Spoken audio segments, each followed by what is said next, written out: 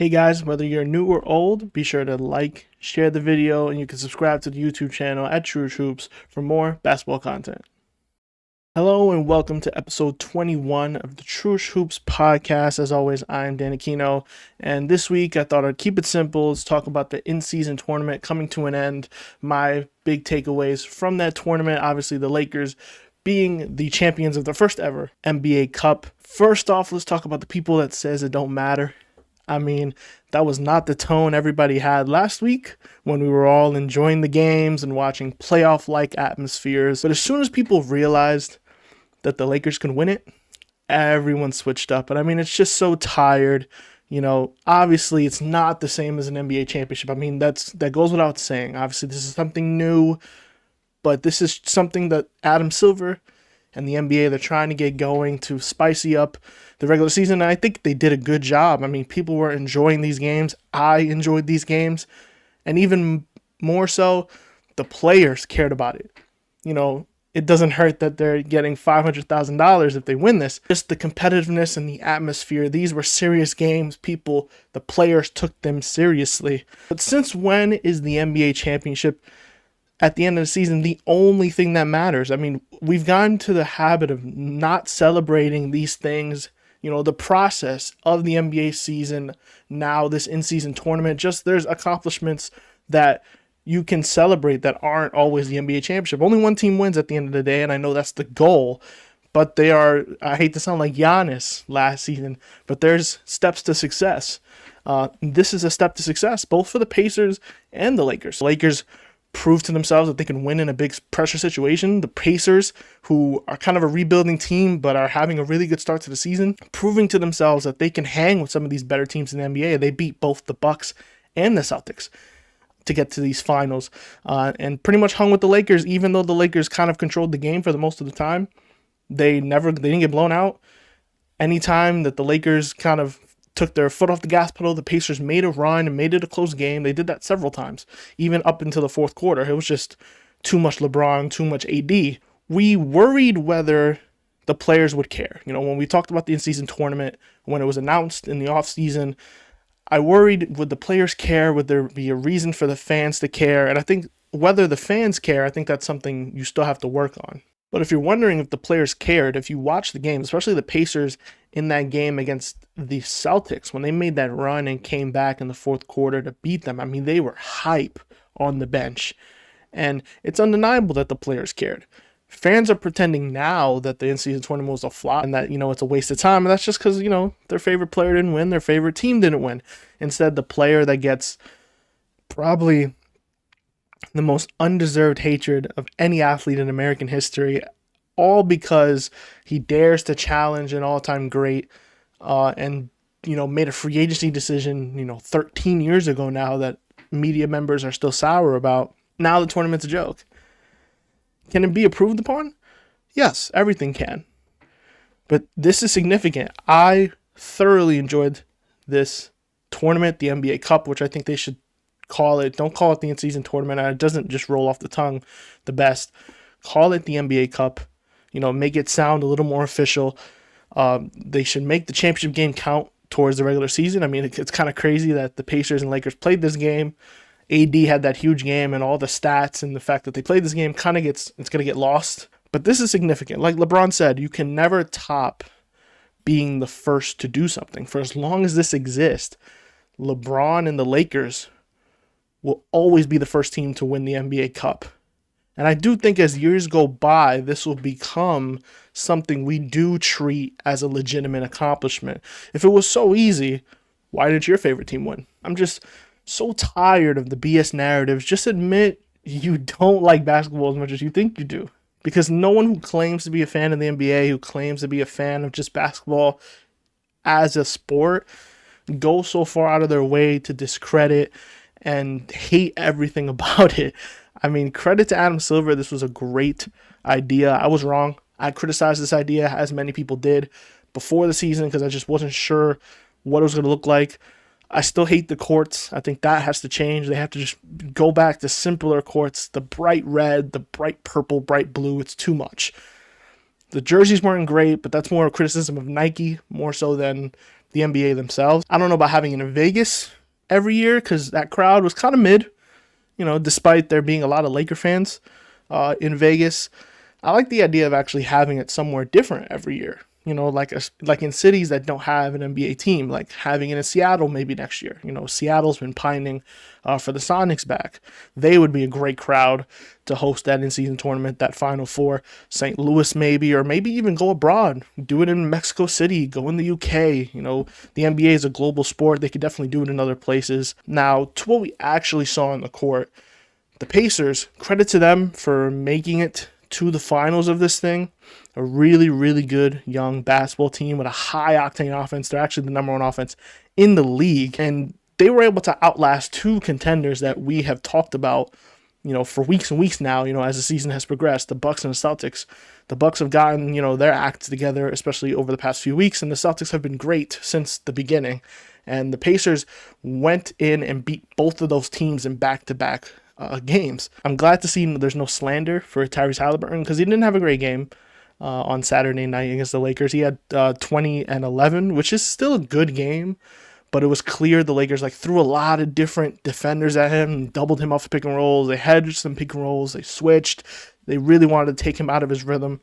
And 2011 compared to the games he was having against Milwaukee where he fried them, and then the Celtics where he fried them, and had these big 30-point, 15-assist games. This was more of a come down to earth, more of a regular game. And they were going to need Halliburton to kind of go off for them to beat the Lakers, especially with Anthony Davis having the game that he had. And we'll get to him in a sec. I think the Lakers did a good job of slowing the Pacers down, averaging 130 points per game, kept them to just 109. They shot under 40% from the field. But I think it was a great showcase for the Pacers, nevertheless. They're not on national television a lot, so not a lot of people know who Tyrese Halliburton is. Not a lot of people have seen some of these guys that they have, the Mathurin or like a Naismith. So getting them more exposure, this young talent that's going to take over the league soon. We're kind of ushering out this generation, the generation that I grew up on. They're kind of getting ushered out, the KDs, the Curry, the LeBrons. They're still holding on, don't get me wrong, because all three of them are having great seasons. But this new age of player, the Anthony Edwards, the Luka, the Trae Youngs, the Tyrese Halliburtons, getting the public more exposed to them and seeing this young talent that we're going to be rooting for the next 10 years. I think that's good for the league, good for the game. You get more casual viewers in, and you get people to like, more players than just the same old. Here they got 3 games, national televised games where people saw the talent. And, it also gives the Pacers a good gauge on where they stack up in the NBA. It's a vote of confidence in Tyrese Halliburton. The Pacers brass can now see, this is a guy we can trust. He's a legitimate building block of the future and a pathway forward to contention. That's obviously the goal for the Pacers. And Woj actually came out with a report earlier this week that the Pacers are going to look to add a athletic wing to add to this group. Maybe an OG Anunoby, maybe a Pascal Siakam. Those are names that we've been bringing up over these past few weeks for the teams that are kind of a piece away. The Pacers may be a little more than a piece away because they got to figure out that defense. They're the number one offense, but they're also one of the worst defenses in the league. So they have to figure that out. As you saw, AD tore them apart. Inside, Miles Turner is getting a lot of flack. He had a tough assignment. It just wasn't his night. AD was just on a tear. 41 points, 20 rebounds, 4 blocks. He had himself a full plate of food, and then he went back for seconds. This is the AD that fans want to see every night. He doesn't need to have 40 and 20 every night because that's just impossible. He's not Wilt Chamberlain. But be assertive, be aggressive, make quick decisions, hustle on both ends. If he does those things on a regular basis, especially offensively, and then sprinkles in that mid-range jumper that he's kind of lost the past few seasons, the Lakers can win the title very easily. They have great role players. The shooting's improving. They have lockdown defenders now that they have Cam Reddish and Vanderbilt back and Rui Hachimura. Maybe you still try to move Vincent or D'Lo. I've liked how D'Lo has played this season so far, but if you need a defender, a point of attack defender at that guard spot, you maybe look to get rid of those 2 players. Try to get an Alex Caruso, for example. I think this serves to the Lakers as a good warm-up and an introduction for some of these guys who haven't seen a lot of play of basketball like Cam Reddish, for example, or Rui Hachimura outside of last season, what it's like to play in the playoffs, play of basketball, to what high pressure situations feels like. And I think that's really important, for playing with LeBron, because those are his standards. That is what we hold him to. He has to make the playoffs this season. He has to contend for a title, or else it's an absolute failure for him. Those are the almost insurmountable standards we've put on him because of the career that he has had. And I think his teammates being ready for that, being prepared for that, Anthony Davis included. It's a really good sight to see the fact that he showed up for this game. I think it's one of the most dominant performances he's ever had, just on both ends. He just had complete control of the game. You could tell there was literally nothing the Pacers could do to stop him. And I think it'll be interesting to see what this does for the Lakers as they go forward. Maybe they get on a little win streak. Maybe they figured some stuff out now that they have most of their roster healthy. They're still missing Gabe Vincent. He's going to be out still for a little while. But if this kind of, gives their season a push start, because they kind of got out to, a little of a slow start. They were losing some games that maybe they shouldn't have, getting blown out a lot, and they weren't beating a lot of the better teams that they were playing, at least not by huge margins. And I think it'll be interesting to see as years go by, because they're going to continue this, obviously, if the in-season tournament champion will end up giving us a glimpse of a team that can win the NBA Finals. Obviously, some teams had the Lakers as contenders. Some really didn't. They had them under, kind of a level below Denver and now Minnesota, I guess. But I think it'll be really interesting to see, teams, if there's teams that could get both of them done, and that'll be seen as something special to win the in-season tournament and win the NBA Finals, and have that just be a super dominant season, and that be like a measure of a team, on their way. Lastly, obviously, we got to talk about LeBron. He won the NBA Cup MVP, the first ever, obviously. And this is something now that LeBron has accomplished that no one ever has. Add it to the list. He'll always be the first, and I think he'll get credit historically for helping getting this off the ground. I think LeBron being the face of the NBA, I think he has a responsibility to lead the NBA from a player standpoint. And the fact that he was on board with this and he was pushing it and took it seriously with his play especially, I think it goes a long way with setting a precedent and setting an example that this is something to win. This is something special. Regardless of what you see on Twitter, regardless of what you see media heads on Monday morning, what they're going to say to, belittle this any way they can because it, doesn't look, it's not the real thing. Regardless of all that, to win this is significant. It's the first ever of something that we all liked up until a week ago because people didn't like what the result was going to be. He's the most polarizing athlete maybe of all time. But I think his play, he averaged 26 points per game, 8 rebounds, 8 assists, almost 2 steals, shot 57% from the field, 61% from 3. He's doing this in his 21st NBA season. I talked about it maybe 2 weeks ago on my takeaways, just the way he's playing this season. There is no one who could have ever seen this coming. In his 21st season, he's going to be 39 at the end of the month. To be playing this well, like a top 5 NBA player, it's never been seen before. And yet we're finding ways to treat it like it's normal. This is not normal. Anyone who got to this point in their career, 20th season, even 18th, 19th season, they were a shell of themselves. Vince Carter was averaging 8 points per game. He was just kind of hopping from team to team. He's playing a role. KG was washed. Even Michael Jordan at this age didn't play this many seasons. But even at this age, he wasn't that great anymore.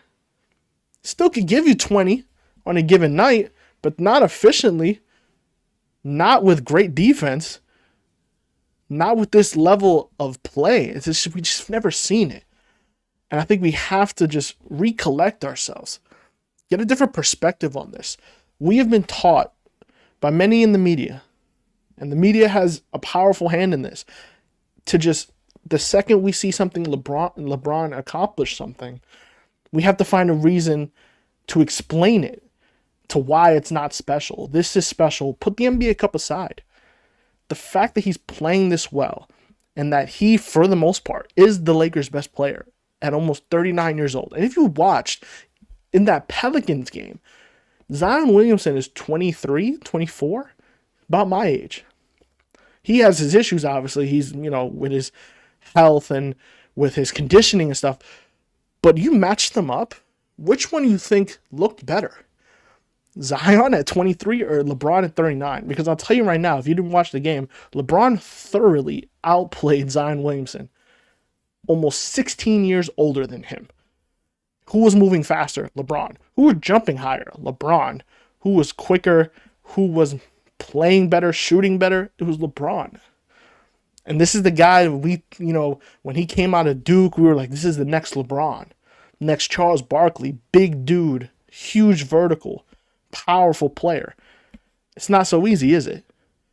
There's a reason why LeBron is viewed as being so special, because the fact that he's doing this, even as his athleticism has declined to a certain degree, he is still able to dominate games at this, at his ripe age of 39. And it's so puzzling why we go out of our way to try and explain it, try to give a reason for why it's just doing it. Like people saying this tournament was rigged for him. Like, what kind of nonsense is that? Like, bro, watch the games. Understand what you're watching. We were watching a one-of-one basketball player that will never see anything like this again. I mean, you could go down the accolades, all this stuff, all the records. He's had a complete assault on the record books. When he beat the all-time scoring record for Kareem, that was a record no one thought would be touched. For like 40 years, that record stood. It was always talked about, yeah, Kareem's the all-time leading scorer. No one's ever going to touch it. It's an unbreakable record. 10 years ago, it was mentioned as a joke. Oh, LeBron might be able to beat it. And it was laughed off. It was a joke. Until 5 years ago, people started doing the math and said, if he averages 25 for the next 5 years, he'll break it.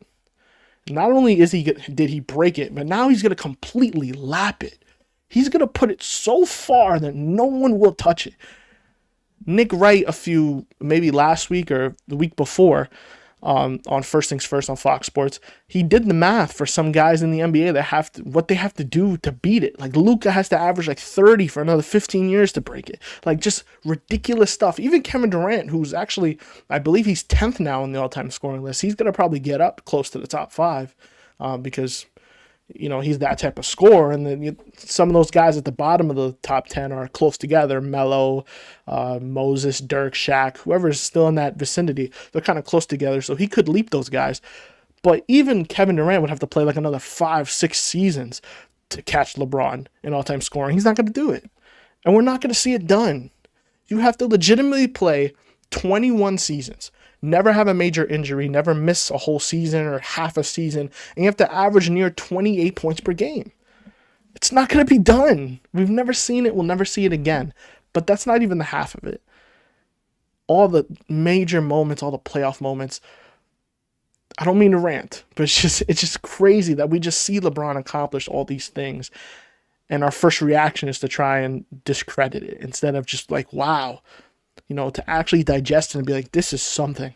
Obviously, I don't need to put down another player to say that LeBron is the greatest player of all time. I don't need to do it because I know what I'm watching, and I understand my age and the fact that I didn't grow up on Michael Jordan, and I know that. But that's the thing, that a lot of this is nostalgia. A lot of this is just what people grew up on and the iconism of Michael Jordan. Obviously, LeBron can never repeat that because that is, specific to the time period in which Michael Jordan came up. He helped make the game global because that's what was needed at that time, and that's when he came up. There's no way for LeBron to replicate that. There's no way for him to do the same things that Jordan did. It's impossible to have the same exact career someone else.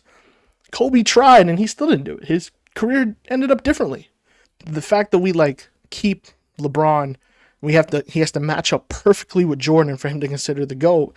It's nonsense. It's just a way to keep Jordan as the GOAT and have no one pass him, because there's no one that's going to do exactly what Jordan did the same exact way. It's never going to be done. Even if someone gets 10 scoring titles or 11, or if they get 6 championships, most likely they won't go perfect. Most likely it'll take them longer because it's just a different league. It's a different time, and things don't happen for the same people. Things don't happen the same way for everyone. That's even with life. Me and you can end up in the same place in 20 years, but we'll have completely different journeys, completely different circumstances. You will get something before I did. I'll get something before you did. It's the way of life. So when I ever see, the people that, like Jordan did this, LeBron did that. Yeah, they did different things. There's 18 things LeBron did that Jordan didn't do, and there's things Jordan did that LeBron hasn't done. But the fact that because Jordan didn't do it, it disqualifies LeBron. But what about the 10 different things LeBron has done that Jordan doesn't do? That doesn't matter. That doesn't matter. He had to do that instead. That's where you get the whole idea that only rings matter.